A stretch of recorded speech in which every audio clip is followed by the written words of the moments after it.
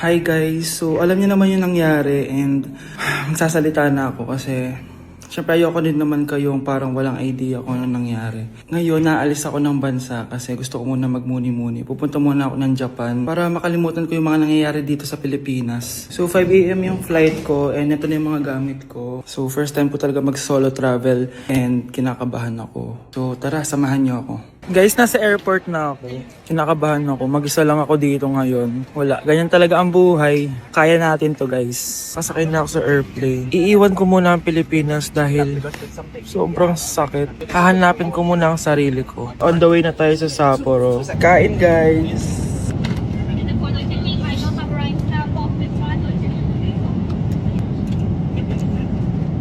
So hi guys, nasa Japan na ako. Ito na yung mga gamit ko. Naka-puffer jacket na ako kasi -6 daw mamaya. Medyo nasasad ako guys kasi palagi kong kasama si Honey Bunch pag nagja-Japan ako. Pero ngayon solo lang ako guys. Mamaya ikukwento ko na talaga yung mga nangyari. Usok check. Guys, tignan yung mga snow. Grabe. Lakas kasi na snowfall kanina kaya ganyan yung itsura ngayon. Balot na balot sa snow. Ang tataas. Wow, nag-i-snow. Sana nandito si Honey Bunch. Namimiss ko siya. Bunch! Honey Bunch! I love you. So, sasabihin ko na sa inyo guys kung ano talaga yung nangyari. Wait lang yung snow. It's a prank! Wala maghihiwalay. I love chapter kasi 5 years na kami ni Honey Bunny. A new chapter is getting ready right Grabe now. guys, oh! Relationship goals talaga. Nag-i-snow, tas kayo lang dito. Yes! So, literal na kami lang. I love you so much. Mwah! Grabe, na-snow na yung mga luggage namin. Kaya pa, Bunch? Bilis. Tara na. Happy anniversary! I love you. Walang maghihiwalay, ah. Yes, no. Wow! Gising na siya! Ang pala mo nandito sa bahay. Nay, wag ngayon please. Alam mo, bilib din ako sa'yo eh. Wala na nga tayong makain, nagpabuntis ka pa. Buti pa yung anak ni Rosa, pag-aaral ay natupag. Nakakawalang gana! Yan, umalis ka. Diyan ka magaling. Kasalanan mo to! Sinira mo yung future ko! Ate, please, tigilan mo yan. Walang kasalanan yung bata. Hindi! Dahil dito, galit sa akin si nanay! Kaya dapat mawala na to! Ate, wag! Ate! Anak, kain ka na oh. Nay, Sorry anak ha sa mga sinabi ko. Hayaan mo, babawi ako sa'yo ha. thank you, Nay. Nay, sumasakit yan ko. Nay. Oo, yung pinag-usapan natin ha. Hihintayin ko ng mga anak tong babaeng to. Pag nabigay ko na yung bata, ibigay mo na agad yung pera sa akin ha. Palak ibenta ni nanay yung anak ko. O anak, okay ka lang? Walang iya ka, Nay! Ang sama mo! Akala ko, totoong nagbago ka na. Pera pa rin pala yung nasa utak mo. Abay, bakit? Wala ka nang pakinabang dito. At least yung anak mo, mapapakinabangan ko. Wala ka namang papakain dyan eh. Napakasama mo! Lalayas na ako sa impyernong to! Sige, lumayas ka. Sino tinakot mo? Tignan natin kung saan ka pupulutin. Hello, Bes. Hello, Bes. Kilala mo ba si Edward? Oo, Bes. Siya yung ama ng dinadala ko. Mayaman pala sila, Bes. Gusto kanyang makita kasi gusto niyang panagutan yung baby mo. Talaga? Oo, Bes. Ito na yun, Bes. Bes, hindi mo na kailangan magtiis na nanay mo. Hindi pwedeng anak ko lang ang makikinabang sa yaman ng lalaking yun. Dapat ako din. Hoy, huwag kayong maingay may gagawin ako. Sinasabi ko sa inyo. Happy New Year, family! Nay, mas nasabog! And friend, ha? Punyeta naman! Kita nyo naman ginagawa ko, diba? Isa pa. Happy New Year! A few moments later. Sabi daw anak, kapag tumalon ka sa New Year, tatangkad ka daw! Talaga po, Nay! Susubukan ko po! Anak, sabi dito fake news lang pala! Para di naman ako tumangkad napilay lang ako! 1 hour later. Ay, kagwapong bata naman nito. O, etong sa'yo. Happy New Year. Happy New Year, Mare. Oo. Para sa anak mo. Ako muna magtatago. Sige na, alis ka na. Sige. Kakain na tayo. Sige po, Nay. Ops, aayusin ko muna. Kukuha na ako, Nay. Teka lang, pipicturan ko pa. Kukuha na ako, Nay. Magdadasal muna, ha. Brownout! Anak, wag mo na kakainin yan. Yan bumalik na. Bakit nawala na to? Hi, Nay. Anak, malapit na umuwi yung tatay mo. Talaga, Nay? Nakaka-excite naman. Tsaka pala, anak, mag-face-to-face class na kayo bukas. Maganda ka na, ha? Face-to-face? Paano ko sasabihin kay nanay na buntis ako? A few moments later. Kain ka lang, anak, ha? Ah, sige po, Nay.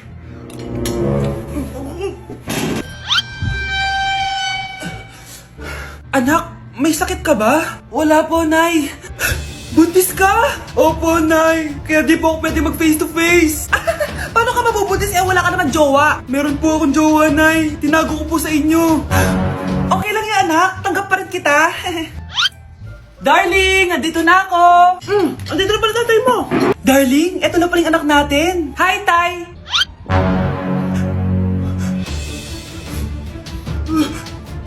May problema ba?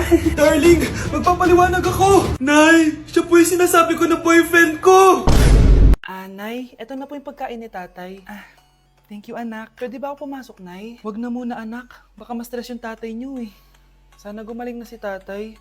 Ang tagal niya na kasing paralyzed eh. Sige, Nay. Alis na ako. Mahal, papakainin na kita ha. Naglutuan ka ni Scarlett. Nay, eto na po yung pagkain ni Ano yun, Nay? Ang baho. Ay, anak, mamaya mo na ibigay yan. Papaliguan ko muna yung tatay mo. Nagpupo na naman. Sige, Nay. Tao po, delivery po. Ano po yun? Kay Susan po, importante daw po to. Si nanay. Ako na lang po magbibigay sa kanya. Nay, may nagpapabigay po nito sa inyo. Binasa mo ba to, anak? Hindi po, Nay. Wag mo tong babasahin, ha? Sige po, Nay. Mamamalengke lang ako na uulamin natin, ha? Ikaw muna magbantay ng bahay. Ano yun? Bakit sobrang baho naman? Saan nanggagaling yun? Dito sa kwarto nila nanay. Tay, nagpupo ka na naman, no? Yung envelope to, Death certificate? Hindi naman patay si tatay, Hello po. Buti naman po, ma'am. Sinagot niyo na. This is St. Peter's Funeral. Kailan niyo po ipapaimbasa mo yung asawa niyo? Isang linggo na rin po kasi baka bumaho po yung bangkay niya.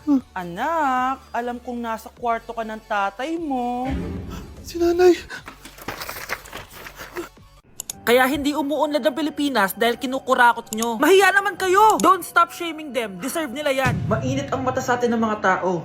Kaya siguraduhin nyo na magmumukha tayong malinis, ha? Dad! Alam na nilang lahat!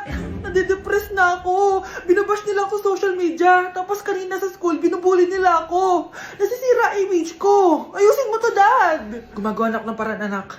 Pero sa ngayon, kailangan ko muna kayo palipad sa Amerika para safe kayo. Okay, Dad. I'm calm. Bigyan mo ako ng 10 million pang shopping ko doon, ha?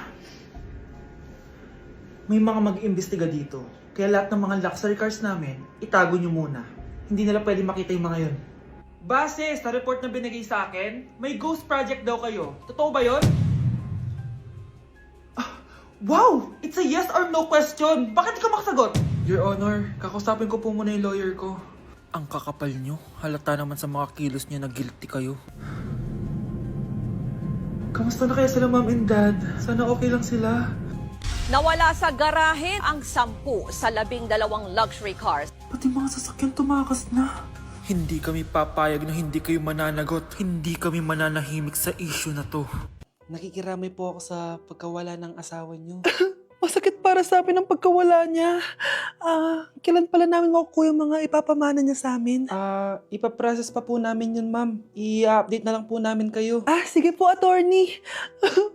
Sakit ng pagkawala niya. Nay, tignan mo, may medal ako. Ano namang paki ko dyan? Di ka ba proud sa akin? Hindi.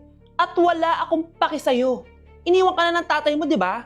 Kaya pwede ka nang umalis dito. Bakit ka ba ganyan sa akin, Nay? Huwag mo nga ako matawag-tawag na nanay dyan. Kadiri. Hindi kita anak. Ang nanay mo, wala na. Malandi kasi. Nay, gutom na ako. Ay, gutom na baby ko. Wait lang, mag-order ako ng steak for you, ha? Yay! Steak, my favorite! Ampun lang pala ako. Nasaan na yung totoo ko, nanay?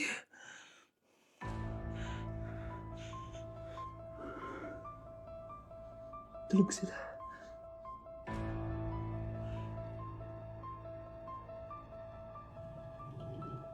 Nasaan na yun? Ito ba si nanay? Sino ba ito tumatawag na to? Muntik na yun. Attorney Attorney? Hello ma'am, may update na po sa ipapamana ng namatay niyo pong asawa. Sige. Punta ka dito sa bahay. Sa wakas, ito na yung araw na pinakahihintay ko. Hoy, ikaw! Pag dumating dito si attorney, magtago ka. Hindi niya pwede malaman na may isa pang anak ang asawa ko. Sige po. Ma'am, nakuha na po namin yung last will and testament ng asawa niyo. Ang nakasulat po dito ay, ang 50% ng kayamanan niya ay mapupunta po sa inyo. Ha? Mali ata yan, attorney. Dapat 100% ang mapupuntang kayamanan niya sa amin. Kami lang ang pamilya niya eh. Bali ma'am, ang nakasulat po kasi dito ay ang isang 50% po ay mapupunta sa isa niyang anak. Ano? Baka yan yung isa naming anak na nawala? Oo, sa amin na lang yan. Ako ang isa pang anak ni Ramon. Okay, class. Mag-a-announce ako ng scores. Scarlett, 20/20 ka. Yes, perfect. Pero -5 ka na kasi. Ganyan yung tsura mo. Ano? Cheska, 15/20 ka lang. Hala, hindi siya perfect. Pero dahil may face card ka, +5 ka sa akin, kaya perfect ka na. Akala ko din ako perfect eh. Face card never decline. Bakit may plus points yung pagiging face card ni Cheska? Tapos ako may minus? Porket ganito yung tsura ko? Pinagpuyatan ko yung exam na yan. Oops, may bitter dito. Hindi mo naman kasi magigets yun kasi wala ka nun. Hi ate, pabili ako ng kwek-kwek. Nakikita mo ba tong pila na to? Pumila ka! Ay, sorry. Sige, pipila ako. Ate, isa nga pong kwek-kwek. Eto be, libre na lang yan para sa'yo. Thank you ate, you're the best. Ano yun? Ako pinapila mo tapos si Cheska di na pumila. Hindi mo ba alam na VIP dito ang may face card? Bakit? Meron ka ba nun? Face card pa lang gusto nyo bibigyan ko kayo ng face card. Okay class, mag-exam tayo. Cheska, exempted ka na sa exam kasi may face card ka. Good luck guys ha, huwag niyo masyadong galingan. Ma'am, exempted din ba ako?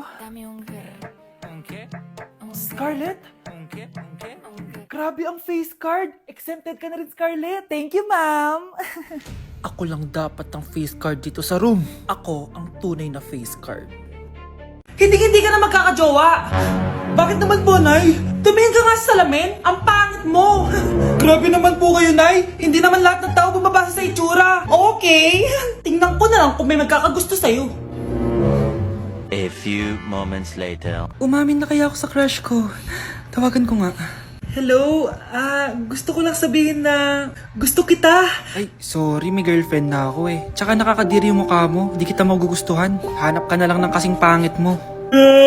Sana naging maganda na lang ako. Tomorrow. Ang ganda ko na. Mag-post na ako ng picture. Sino to? Hello? Ang ganda mo na. Wala na kami ng girlfriend ko. Pwede ba tayo magkita? Seryoso ka ba? Maglaway ka. Hi, Nay! Di ba sabi niyo di po ako magkakajowa? May jowa na ako ngayon. Mayaman at pogi. Sorry anak sa mga sinabi ko sa'yo. Babe, halika. Hello po, tita. Nice to meet you. Christian? Nay? Magkakilala kayo, Nay? Anak, siya yung nawawala mo kapatid. Kapatid kita? Oo. Hi, sis. At dahil maraming hindi nakasagot ng full name ko, iibahin ko yung mga tanong. Salamat naman. Number 1. 2 + 2. Yes, may tamang sagot na ako. Number 2. What is the powerhouse of the cell? Ang dali naman. Makaka-perfect ako. Number 3. Ano yung pangalan ng crush ko nung elementary pa ako? Ano na naman yan? Kung nakikinig talaga kayo, alam nyo kung sino yung crush ko. Aba ma'am, akala bang iibahin may mga tanong? Bakit may mga ganyang tanong na naman? Malamang, para makasigurado ako na nakikinig talaga kayo. Wala namang may paki kung sino naging crush mo na elementary ka, ma'am. Wala namang may alam yan eh. Ma'am, alam ko po kasi sino yung crush nyo. Nakikinig po ako sa kwento mo. Buti pa si Michael, nakikinig. Di kagaya ng iba dyan. Sige, perfect ka na, Michael. Yes! Makinig din kasi kayo sa kwento ni ma'am. Number 4. Sino yung pinsan ng kapatid ng lola ko na tita ng mama ko na pamangkin na ate ko? Bagsak na naman ako!